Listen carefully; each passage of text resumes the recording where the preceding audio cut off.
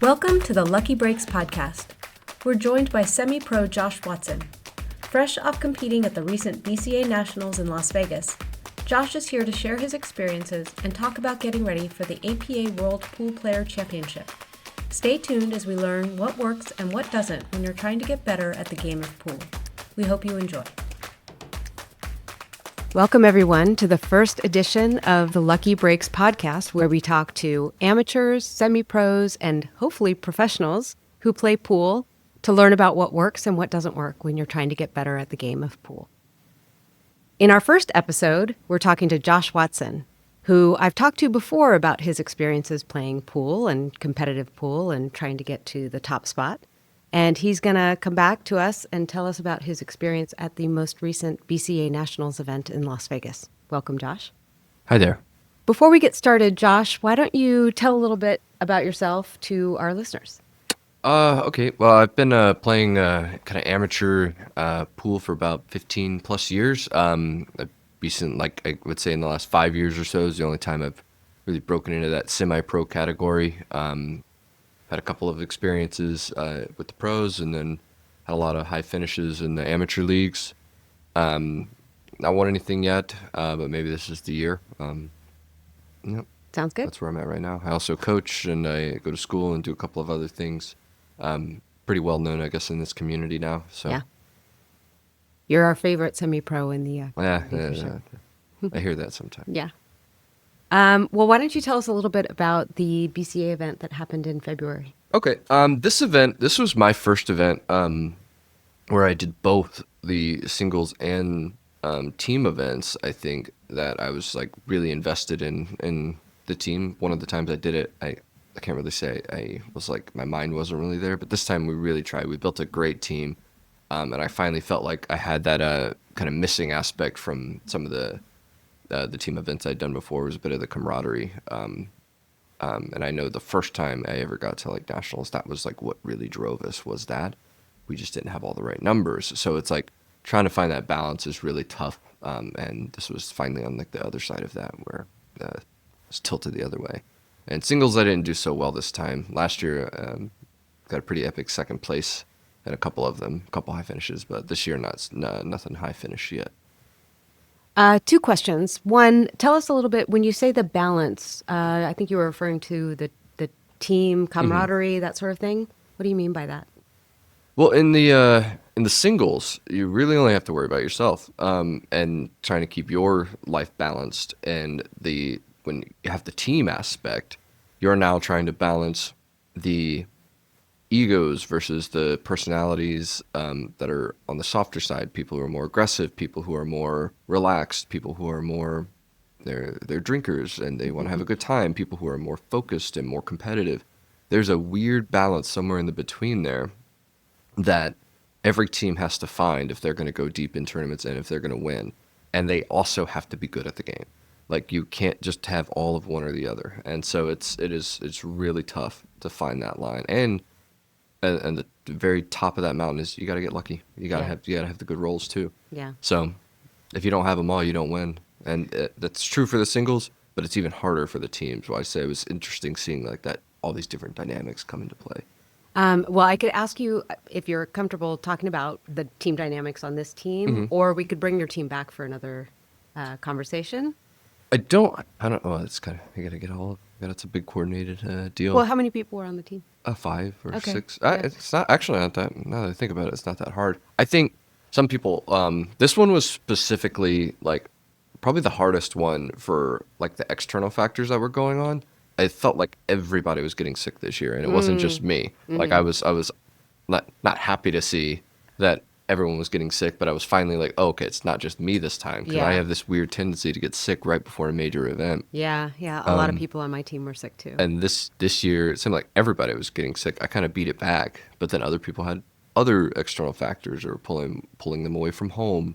Other people, it was their first time being there, and so those weird nerves, like I could see these people are not playing, they're not doing what they normally do. It's like the nerves were getting them, and some people played out of their shoes, like they were playing better than I'd seen them play before. So it was a very interesting range of things to deal with, and myself included. I wasn't playing very consistent at all. So it was like I didn't know what to expect really going forward. When we won, we kind of barely scraped by, and then it was our time to lose. We lost. So, Okay, well let's maybe table that for a future hmm episode. Maybe we bring a couple members of the team together to yeah. talk about it. Why don't you tell us about your singles performance and anything stand out as like particular highlights, lowlights? I know I watched at least one of your matches. With Jared.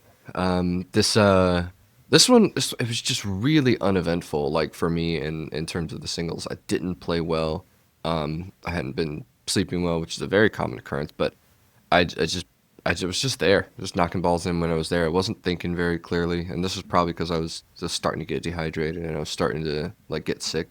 But I just didn't play well, and so and even if I did, I might still not have won because some of my opponents were playing really good. So, like I said, I was saying one of that kind of combination of things you need to win is you got to be playing good, you got to be feeling good, and then you need to get some rolls too. And if you're not getting some or more of that, then you're probably not going to win, and that's just what happened this year. To contrast it with last year, where even though I did almost get sick, all those other things were working for me. Where I was playing well, I was thinking well, I was well hydrated, I was in good shape. And I was there by myself, like where I didn't have a lot of distractions too. So that really helped me focus, I think. And this year was just different. Yeah, Not everyone's going to be a good one. a different vibe, huh? Yeah. Yeah. So I'm hoping this next upcoming one is a little bit more fruitful. So Okay. What's the next coming? next one's going to be the APA World or Pool Player Championship World. Mm-hmm. So I have the singles for that and doubles, and then I'll be rooting on some of the Masters teams from here and team captains and all that Okay. that are up there. I think the ladies teams are playing during that time as well. Yeah. Am I right? Yeah, around that same time. Yeah. Yeah. So I'll be watching them, watching the all the other singles participants and whatnot. Any So. any takeaways from the BCA that you think you're going to bring to the APA? Like anything you're going to do the same, different? One of my biggest things that I've started like since the new year, I've been on this new year old me kick where I was like, I need to get back in the shape that I felt good. So I've been going to the gym a lot more. I've been drink a lot more water where I usually didn't. I switched to the really healthy versions of like the energy drinks where there's like 0 calories and a bunch of vitamins and it's just got caffeine basically, no sugar. I do very little sugar now. Getting onto like kind of a keto diet where I'm doing like low carbs and trying anything just to feel a little better and to go throughout my life better. I'm also going to school now. So things like that are like where I'm a lot more active, make me feel a little more productive. And then I think I've just been sleeping better because of that too, because I'm now on a morning schedule.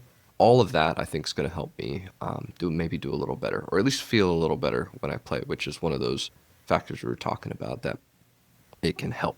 Yeah. It certainly can't hurt if I feel better. So Yeah. I think those are some differences over in the last couple months that might see some improvements. Because even at my level, like there's still ranges of how I can play and how I can margins where I can improve upon, and that's what I'm trying to do there. Yeah. I'm curious about something that you said stood out because when you're going with a group of folks, it can be really tempting to get sucked into the, the part, not partying so much as sort of extrovert, being very extroverted, really maybe, especially if you're a little bit introverted, you can kind of drain your energy reserves by being around so many people and really engaging with them and kind of taking your mind off the ball or your mind off the game and taking you out of the place where you can be most competitive. Does that happen for you? I feel like it happens for me sometimes. Yeah, 100%. Because everybody reacts to losses and victories differently. Some people are more stressed; they need to be picked up. Some people are the ones who are picking other people up, and that's what makes them feel good. They don't want to see them moping around. And I'm one who tries to not let people get too overinflated when you have a big win or something. All right, we need to get better. We don't Stay need to. humble. You don't have to take that next drink or two to celebrate. You don't have to go have the big meal.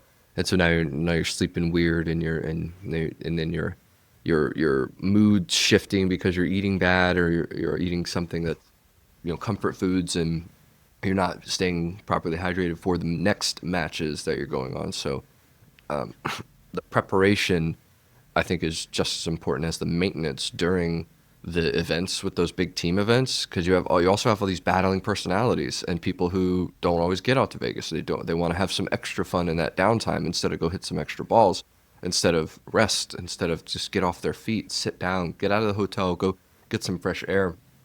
Don't just be stagnant. And if you are, it should be in your bed when you're not like to recover. And Yeah. people don't do that. They don't want to do that. They think that because they're on this high, these little Vegas butterflies where they're like, oh, I can do it all, and I want to experience it all while I'm here, because maybe they don't come back, you know. And so it's an interesting dynamic of characters that way. And then on the other side is always the downside. Some people, they just get depressed and they hold, like, if they don't feel like they're pulling their weight and they feel like they're getting carried through the whole tournament, when the situation calls upon them to play well, they might still not play well because they have that weight on them, even though it's not how they normally play in that situation. They might. So those are, and there's way more things that you have to deal with, but those are a couple of things that, like, dealing with the different personalities and stuff, you see Yeah. different things from people that Yeah. you may not seen before. Yeah, yeah. They become unpredictable. Yeah, they get irritable or yeah. I'm curious about how to prepare for that part of a competition, because, you know, we are trying to go to these events and really perform, but it's hard to get practice time at that level of intensity. And so you're kind of going in there a little bit cold. I mean, you can practice and do all the warm-ups and drills and things like that. But how do you get better at the pressure game other than being in the pressure? Like, are there any, I don't know, habits, skills? Yeah, so I've listened to a lot of Niels Fijn's fan. I'm not exactly sure how to speak in Netherlands Oh, is it speak. FEI? Yeah, I don't know how to say it Okay. in Dutch, but so his mental management course was so good, or the mental edge. It was so good in talking about that, how what you do on the table can be just as important as what you do in the chair, and when you're watching your opponents.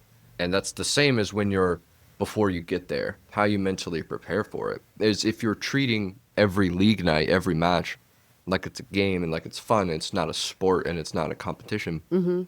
When you get to that higher level, that when it becomes a sport and competition, whether you want it to or not, whether you're ready for it or not, you don't really know how to react.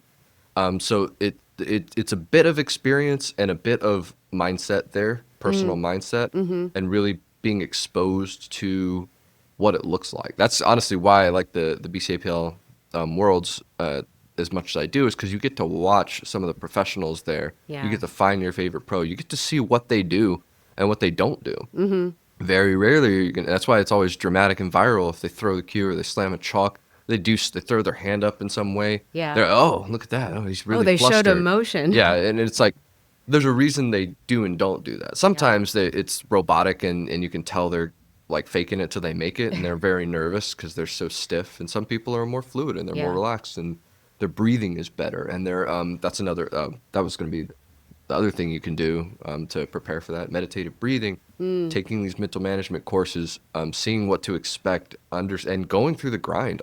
Very few people have a lot of high level success really early in the sport. And if they do, it's because they have all of these kind of things lined up for them, where they have top level coaches. They learn really young when they don't build a lot of bad fundamentals. And then they're just in the right place at the right time, and financially as well, they can afford to go to these events and get that experience, and they don't have as much pressure on their backs, and they usually excel. Meanwhile, all these other players and stuff, while they're especially in the singles and they're out there by themselves and no longer in a team event, and like, as you say, they're exposed to this new environment, and they're like, "Whoa, man, what do I do? How do I do?" They've got to find that Zen spot where they can let all that go in the moment. It is very hard. It's a lot easier said than done, because I still struggle with that myself. Yeah. A lot of the pros still struggle with that. So it is no easy feat there. But Yeah. that is, I think, the goal is trial by fire, getting the experience, getting beat up on by some of these better players, running through some of the weaker ones, and knowing where you stand, going to the minis, like playing like even just a little bit, Playing in your local competitions. Mm-hmm. Maybe like I generally don't endorse it, but sometimes gambling for small. Feel free to cut that if you want. But Yeah. even little challenge matches or Yeah. really little exhibition challenge matches against a better player, like Yeah. tell them you buy them their drinks if they play a small set with you or Yeah. something, Yeah. and really like grind it out and watch them play, like learning those little bit of things, the ways that they move. You can't see necessarily on videos and YouTube and stuff. There's a different feel in the atmosphere when you're actually watching somebody play, and so it's that's probably I think how I got where I got. Yeah. And that's and because I definitely didn't do a lot of gambling. It was more just getting into every tournament I can find. Mm-hmm. Mm-hmm. Uh, sorry, I know it was a long rant. I'm not sure if I hit what you were Yeah. talking about at that. Yeah. As you were saying all that, I was reminded years and years ago, I think someone told me, because I had just been playing in league Hmm. matches and things like that. I wasn't really playing in the tournaments, but I think someone, a coach said, hey, if you really want to get good for, the higher level tournaments, you have to be in that environment. You have to raise the stakes when you play, because if the stakes are too low, you're not going to put in Hmm. top effort. You're not going to see how you react with the pressure on. And I think ever since then, I've started doing better. And then I have some teammates who don't do that or don't seek those out. And you can really kind of tell when the pressure's on, when Hmm. you're in an event where your team is trying to get to the next level. You can tell who's been playing in tournaments and who hasn't, because they just. Yeah, there's a lot of kind of deer in headlights things that happen to people. The doe-eyed kind of Yeah. bright-eyed, bushy-tailed look that they get because they're it's just that exposure. It's where they're just like, well, this is it. I need to do the same thing I've done for the last couple months leading up to this big event. Oh Yeah. my God, how do I do that? And Yeah. it's like your brain turns off in a way, and you get that fight, flight, or freeze kind of moment Yeah. too, where it's like the adrenaline's up. This means something now, like you said. And so if you play regularly like that, it's less effective. Right. That moment is less effective on you. And I Yeah. say less because it's It, there are very few people who are unaffected by it. right. Right. But and it's weird. Some people are the opposite. Some people, and you'll hear this a lot from gamblers, is they say they don't play good unless there's something on it. Uh-huh. They're the opposite, where it's like if there's nothing on it, then they're just knocking them around, and they just can't mentally take it seriously. They can't engage, right? I used to think it was just a tactic to get you to bet or get you to like something like that, and they want to hide their skill level till it's worth it. But some of them, they really just don't get in the right mental headspace. Yeah. They cannot play the shots. But then once the money's down, unlocks something different in them, and they go super focused, and they can do some crazy things. So. Yeah.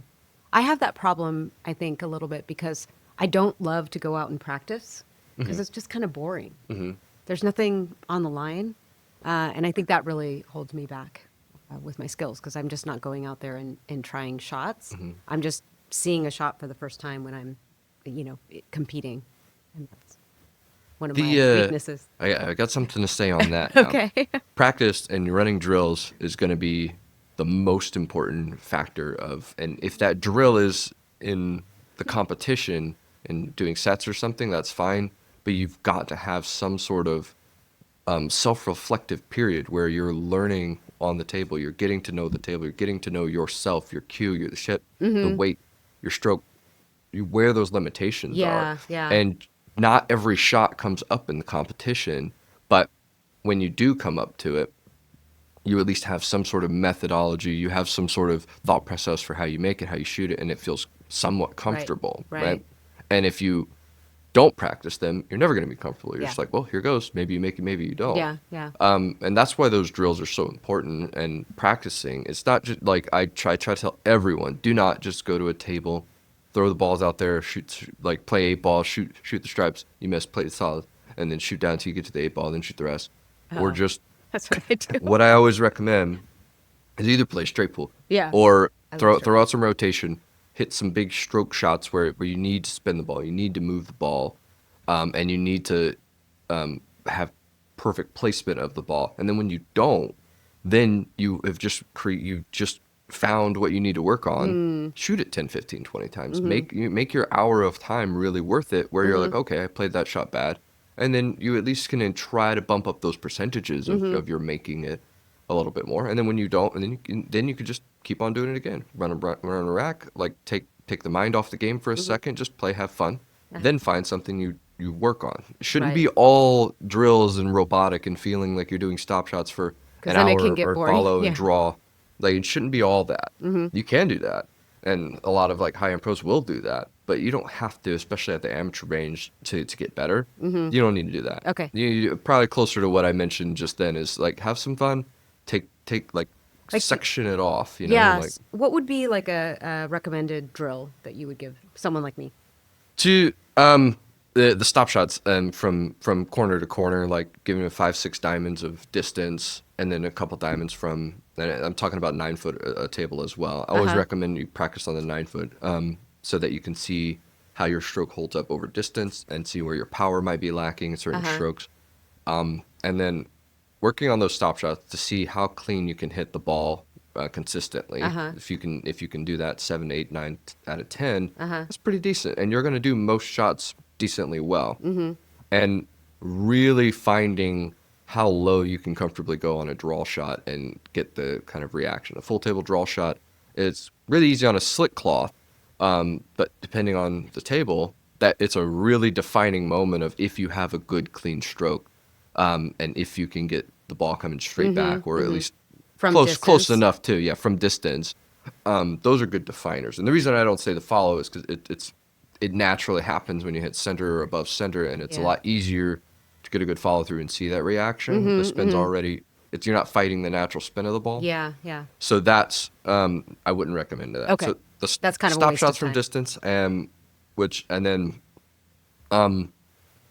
working on your pattern play, working on setting up specific balls, like toss them out there, like 5-6 balls, and then if you can pick the ball that you want and pick the next ball and keep the cue ball in a specific pattern, and keep it controlled, and then I would usually, like, if you throw them out there nowadays, you couldn't used to, but now you take a picture of wherever they land, and then if you miss, set them up again and try to do like best out of 5 or something. Whether if you fail or miss it, and then if you continually miss it and you can't hit the drill, then you subtract some balls. You make them easier. You define a drill based off of your limitations, and not, or you design it, not define it, around your limitations or your goal right now. Like, so, okay, I'm, like I said, for stop shots, okay, I was hitting 6 or 7 stop shots out of 10 from this distance. Let's bring it closer. Can I bring that higher? Let's move it further. Am I the same, or should I drop? Because usually when you add distance, when you add angle, when you add speed or spin, it's going to make the shot more difficult. So if you're doing better from further, or you're worse from short range, why is that? And trying to find exactly where your limitations are, that I was saying. And then designing drills around that, where you can stun the ball and see how many times in a row you can do that within a drill or a game setting.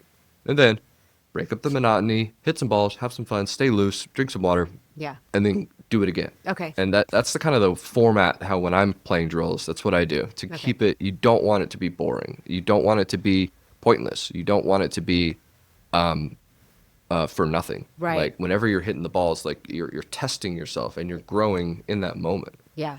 Because you want to keep yourself motivated to go back to practice too. So, okay. I'm thinking about time. How are we doing on time? Oh, that's perfect. The little pre? Okay. Well, since we're already sort of in a break, anything you think I should ask? Okay. You tell me to stop ranting. No, well, we're trying to keep the episodes around 30 minutes or less, okay. so this is actually perfect time. Yeah. She learned from the last time. Oh, you watched the last one, right? Oh. Yeah, I was just listening. Yeah, I had a... Coughing upset. Yeah. We'll put a link to the first one in this one. You got to give me like a clicker whenever I'm ranting for too long, though. Well, since we're just chatting, I am worried about how much this is making little shushing noises. So we'll figure that out. Yeah. Oh, I was moving it too. Yeah, and you were going like this. Okay. Anyway. Yeah. Hopefully it'll be fine. We'll figure it out. Okay. Quit being lazy. Practice your drills. Okay. All right. Well, This was great, Josh. I'm curious, as you're approaching the next few weeks before the next big tournament, what's your routine? Are you practicing daily right now? What else are you doing? Not necessarily daily. Number one thing is I'm drinking a lot more water. I'm gonna try out one of those like immuno pack things that I've seen online. I don't know how gimmicky it is. I don't know if they just put some saline in you or something, but it's like supposed to boost your immune system or whatever. I'm trying anything right now to like Right. stay healthy this time and just maybe go win something. I don't want that to be the reason I lose again is because Yeah. I'm drowsy and dehydrated because I'm sick and I can't focus because I'm just exhausted Yeah. from battling sickness. Yeah. It's such a terrible like excuse to go. I just didn't feel like winning, or like Yeah. it sounds terrible. And I've got more fight in me, I guess, than what it seems like in those moments. And so I hate how it looks and feels. Yeah. So trying to stay healthy. That's one of the number one things. Back on a better sleep routine. I'm waking up way earlier than I used to, thanks to the morning classes. But I'm also eating more in the morning, so I'm staying healthier than I used to be. I'm not just relying on energy drinks and then practicing. I'm making myself get out there at least 2-3 hours a day, maybe 3-4 times a week Okay. outside of league. Uh-huh. So right now I only play 3 times a week. I play Thursday, I play Saturday and Sunday, and then I'm trying to, so basically 2 or 3 other days, I'm trying to just get out there for a little bit after Yeah. the gym, go hit some balls too. Man, I make it part of that routine. Okay, great. Awesome. Well, I hope everything goes as we hope and expect. I hope to see some of your matches live streamed. Yep. I'll be on the lookout for those on Facebook. And thanks again for being our inaugural guest. Of course. We're excited to get this out to the world. Yeah, thank you for having me. Really All right. appreciate it. Thanks.